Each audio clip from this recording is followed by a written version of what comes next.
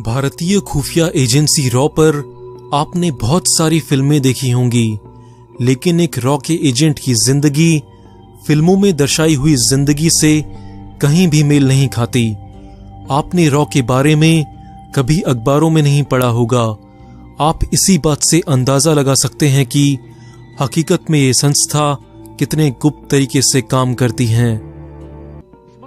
पड़ोसी देश पाकिस्तान में रॉ को लेकर हमेशा हलचल बनी रहती है, लेकिन भारत में ज्यादातर लोग रॉ के बारे में ज्यादा कुछ नहीं जानते। अगर आप अपने दोस्त से रॉ के बारे में कुछ डिटेल्स पूछेंगे तो शायद ही आपको वो कुछ बता पाए।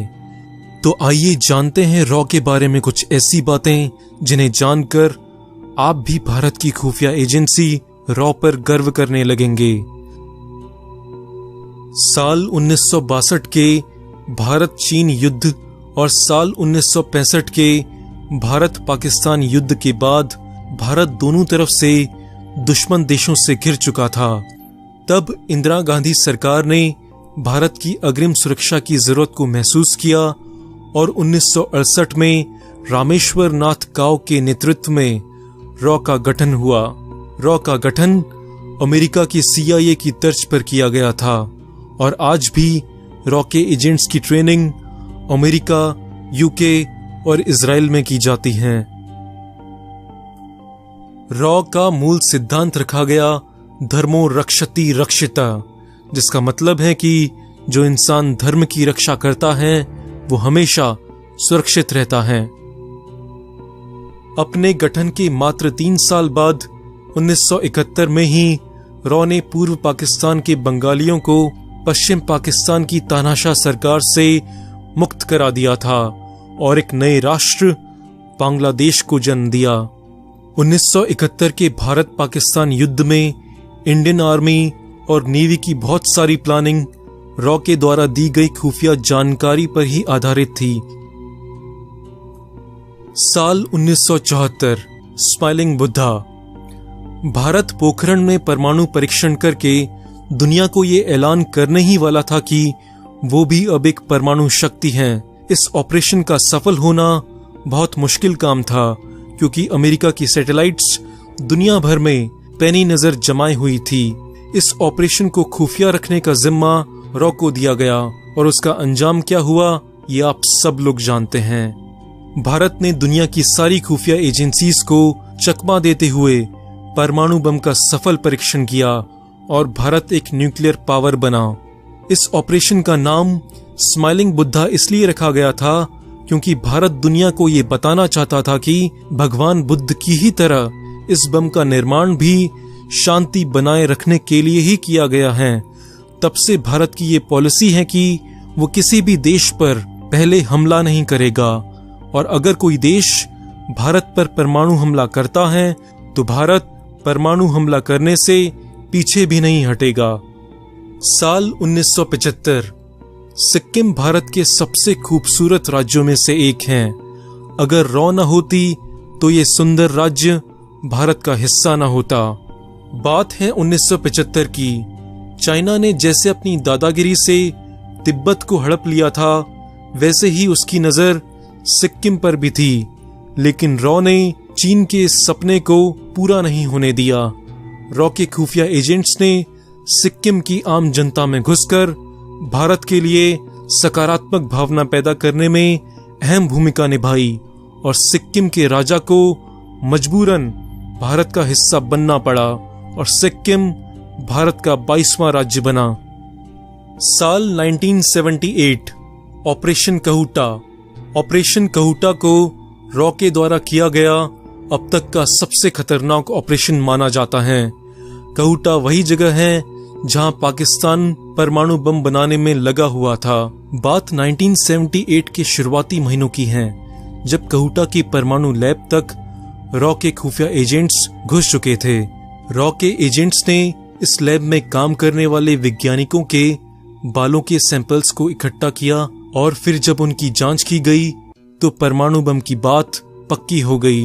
इसके बाद रॉ ने उस पूरी लैब को निस्ते नाबूद करने के प्लान पर काम शुरू कर दिया, लेकिन तभी तब के भारत के प्रधानमंत्री मोरारजी देसाई ने रॉ के इस मिशन पर पानी फेर दिया। मोरारजी देसाई तब के पाकिस्तानी राष्ट्रपति जियाउल हक से हल्के फुल्के अंदाज में फोन पर बात कर रहे थे, जिसमें उन्होंने जियाउल हक को ये बता दिया कि भारत सरकार को पाकिस्तान की परमाणु बम की रिसर्च के बारे में मालूम है। बस फिर क्या था, पाकिस्तान ने पूरे कहूटा इलाके में रॉ एजेंट्स की तलाशी शुरू कर दी और रातों रात कई जासूस पकड़े गए। उनके साथ फिर क्या हुआ ये कोई नहीं जानता। अगर मोरारजी देसाई बड़बोलेपन में अपना मुंह न खोलते तो पाकिस्तान कभी परमाणु शक्ति न बन पाता और भारत को कभी चुनौती देने की हिम्मत न करता, जैसे वो आज की तारीख में आए दिन करता रहता है। साल 1984, ऑपरेशन मेघदूत। सियाचिन ग्लेशियर पर पहले किसी इंसान ने कदम नहीं रखा था, लेकिन पाकिस्तान आर्मी ने सियाचिन पर कब्जा करने का प्लान बना लिया था और इसे ऑपरेशन अबाबील नाम दिया गया। लेकिन रॉ के खुफिया एजेंट्स ने पाकिस्तान के नापाक इरादों के बारे में इंडियन आर्मी को आगाह कर दिया। बस फिर क्या था, इंडियन आर्मी की कुमाऊं रेजिमेंट के 300 जाबाज सिपाहियों ने दुनिया के सबसे ऊंचे मैदान जंग में अपना कब्जा जमा लिया था और जब पाकिस्तान आर्मी सियाचिन पहुंची तो उनकी आंखें फटी की फटी रह गई। इंडियन आर्मी सियाचिन में पाकिस्तान आर्मी से 4 दिन पहले ही पहुंच चुकी थी। तब से लेकर आज तक भारतीय जवान सियाचिन जैसे कठिन इलाके में हर तरह की मुश्किलों का सामना करते हुए डटे हुए हैं। Operation Chanakya. Operation Chanakya raw द्वारा कश्मीर में किया गया बहुत ही महत्वपूर्ण मिशन था। इस ऑपरेशन में रॉ ने पाकिस्तानी खुफिया एजेंसी ISI के पाले हुए अलगाववादी संगठनों और आतंकवाद को कश्मीरी घाटी से साफ करने के लिए चलाया था।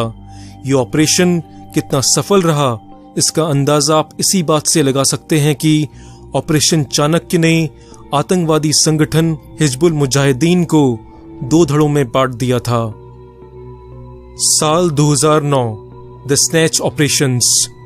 रॉ के इस ऑपरेशन के बारे में दुनिया को कभी पता न चलता अगर खोजी पत्रिका द वीक ने इसके बारे में प्रकाशित नहीं किया होता। इस ऑपरेशन को रॉ और इन्वेस्टिगेशन ब्यूरो यानी IB ने मिलकर अंजाम दिया था। इस ऑपरेशन में भारत ने तिब्बत, नेपाल और भूटान के रास्ते से घुसपैठ करने वाले कई आतंकवादियों को दर्द पहुंचा था। स्नैच ऑपरेशन में अब तक 400 से ज्यादा आतंकवादी हत्थे चढ़ चुके हैं। इन पकड़े गए आतंकवादियों में लश्कर उग्रवादी तारिक महमूद और 26/11 मुंबई हमले को अंजाम देने वाला शेख मोहम्मद ख्वाजा भी शामिल हैं। साल 2015, श्रीलंका। श्रीलंका के तत्कालीन राष्ट्रपति महिंदा राजपक्षे चीन के साथ बहुत करीबियां बढ़ा रहे थे और ऐसे कदम उठा रहे थे जिनसे भारत की सुरक्षा को सीधे तौर पर खतरा था। साल 2014 में श्रीलंका ने चीन की 2 पनडुब्बियों को अपने तट पर रुकने दिया था और इस घटना के बारे में उसने भारत को सूचित भी नहीं किया, जबकि श्रीलंका की भारत के साथ ऐसी संधि है कि किसी भी देश का जंगी जहाज या पनडुब्बी अगर श्रीलंका में रुकती है तो उसे भारत को तुरंत सूचित करना ही होगा। ऐसे ही राजपक्षे ने चीन को श्रीलंका में हम्बनतोता पोर्ट बनाने की भी इजाजत दे दी। भारत ने अपनी सुरक्षा कारणों से श्रीलंका को ऐसा करने से मना किया, लेकिन राजपक्षे नहीं माने। ऐसी परिस्थितियों को देखते हुए रॉ ने राजपक्षे को सत्ता से हटाने का ऑपरेशन शुरू कर दिया और श्रीलंका के 2015 के चुनाव में राजपक्षे हार गए। श्रीलंका के अगले राष्ट्रपति सिरिसेना बने, जिनके प्रधानमंत्री मोदी के साथ बहुत अच्छे संबंध हैं। तो दोस्तों, ये था इंटेलिजेंस एजेंसीज की सीरीज का एपिसोड 1। इस सीरीज में लगातार वीडियोस आते रहेंगे। अगर आप नए हैं तो आगे आने वाले एपिसोड्स को देखने के लिए जरूर सब्सक्राइब करें। दोस्तों, अगर ये वीडियो आपको अच्छा लगा तो हो सकता है आपके दोस्तों को भी अच्छा लगे, तो अगर आप अपने व्हाट्सएप ग्रुप्स और फेसबुक पर इस वीडियो को शेयर करेंगे तो हमें मोटिवेशन मिलेगा इससे ज्यादा अच्छे वीडियोस बनाते रहने का। दोस्तों, आप क्या सोचते हैं इस वीडियो के बारे में? आपके व्यूज बहुत इंपॉर्टेंट हैं, इसलिए कमेंट्स में लिखकर जरूर बताएं और हम सारे कमेंट्स का रिप्लाई करते हैं। और कमेंट्स में ये भी बताएं कि आप आगे आने वाले वीडियोस में क्या देखना चाहते हैं। दोस्तों, ये वीडियो देखने पर दो बातें हुई होंगी, या तो ये वीडियो आपको अच्छा लगा होगा या बेकार लगा होगा। वीडियो अच्छा लगा तो लाइक करें, बेकार लगा तो डिसलाइक करें और कमेंट्स में बताएं भी कि क्यों बेकार लगा।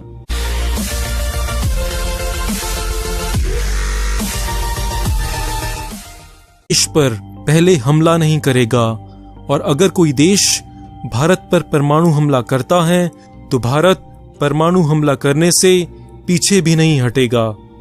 साल 1975। सिक्किम भारत के सबसे खूबसूरत राज्यों में से एक है। अगर रॉ न होती तो ये सुंदर राज्य भारत का हिस्सा न होता। बात है 1975 की।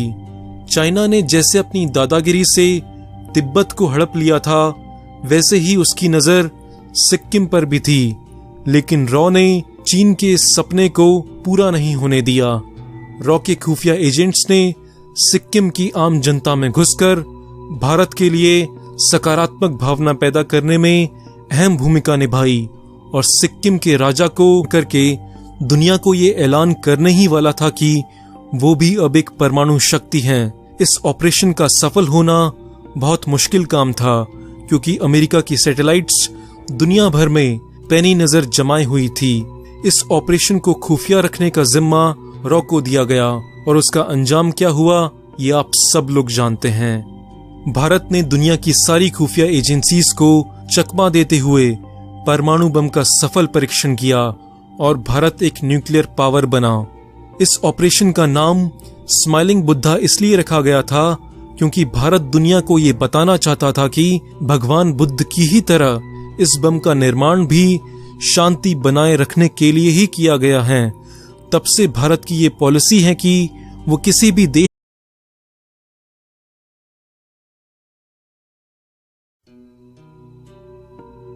भारतीय खुफिया एजेंसी रॉ पर आपने बहुत सारी फिल्में देखी होंगी, लेकिन एक रॉ के एजेंट की जिंदगी फिल्मों में दर्शाई हुई जिंदगी से कहीं भी मेल नहीं खाती।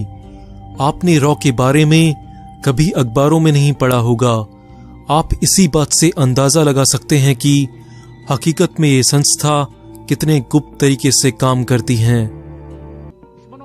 पड़ोसी देश पाकिस्तान में रॉ को लेकर हमेशा हलचल बनी रहती है, लेकिन भारत में ज्यादातर लोग रॉ के बारे में ज्यादा कुछ नहीं जानते। अगर आप अपने दोस्त से रॉ के बारे में कुछ डिटेल्स पूछेंगे तो शायद ही आपको वो कुछ। रॉ का मूल सिद्धांत रखा गया धर्मो रक्षति रक्षिता, जिसका मतलब है कि जो इंसान धर्म की रक्षा करता है वो हमेशा सुरक्षित रहता है। अपने गठन के मात्र 3 साल बाद 1971 में ही रॉ ने पूर्व पाकिस्तान के बंगालियों को पश्चिम पाकिस्तान की तानाशाह सरकार से मुक्त करा दिया था और एक नए राष्ट्र बांग्लादेश को जन्म दिया।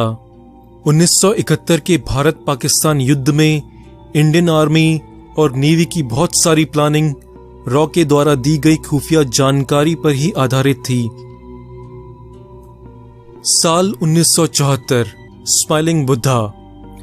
भारत पोखरण में परमाणु परीक्षण बता पाए।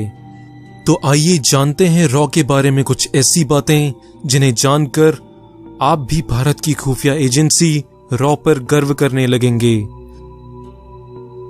साल 1962 के भारत चीन युद्ध और साल 1965 के भारत पाकिस्तान युद्ध के बाद भारत दोनों तरफ से दुश्मन देशों से घिर चुका था। तब इंदिरा गांधी सरकार ने भारत की अग्रिम सुरक्षा की जरूरत को महसूस किया और 1968 में रामेश्वर नाथ काव के नेतृत्व में रॉ का गठन हुआ। रॉ का गठन अमेरिका की CIA की तर्ज पर किया गया था और आज भी रॉ के एजेंट्स की ट्रेनिंग अमेरिका, UK और इजराइल में की जाती है।